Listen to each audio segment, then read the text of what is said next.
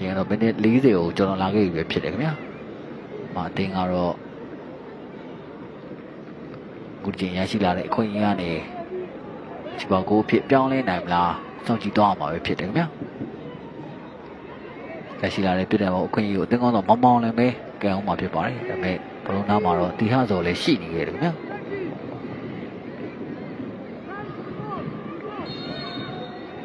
အဲ့တော့ဝီစီပုတ်ထားခင်ဗျာတီဟစော်လက်ကန်ထားတယ်ကိုပြီခင်ဗျာလက်ရှိချိန်မှာတော့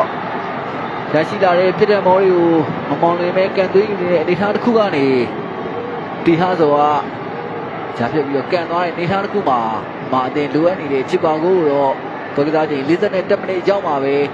ပြည်တယ်မော်တိုက်ရိုက်ကန်သွင်းပြီးတော့တီဟစော်သူ့ပေးနိုင်ခဲ့ပြီပဲဖြစ်ပါတယ်ကိုညင်တင်ဆိုရင်ကျွန်တော်တို့ကတော့ပရမပိုင်းမပြီးဆုံးခင်မှာပဲမအတင်းအနေနဲ့လိုအပ်နေတဲ့ချစ်ပါကိုကလပ်ပပပဲသူ့နိုင်ပြီပဲဖြစ်ပါတယ်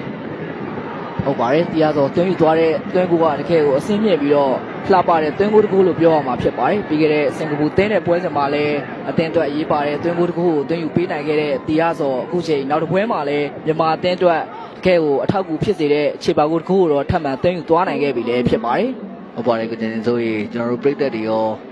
တံမဲ့ကစားသမားတွေကပါမောင်လင်းပဲကန့်မယ်လို့ထင်နေတဲ့အနေထားတစ်ခုကိုတီဟာစော်ကကြားပြက်ကန့်သွင်းပြီးတော့အရှင်မြန်မာအသင်းအတွက်လိုအပ်နေတဲ့